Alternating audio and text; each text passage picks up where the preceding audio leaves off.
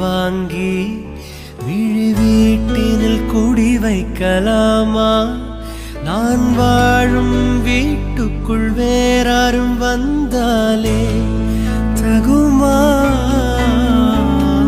தென்மலை தேர்க்குக்கு நீதான் உந்தன் தோள்களில் இடம் தரலாமா?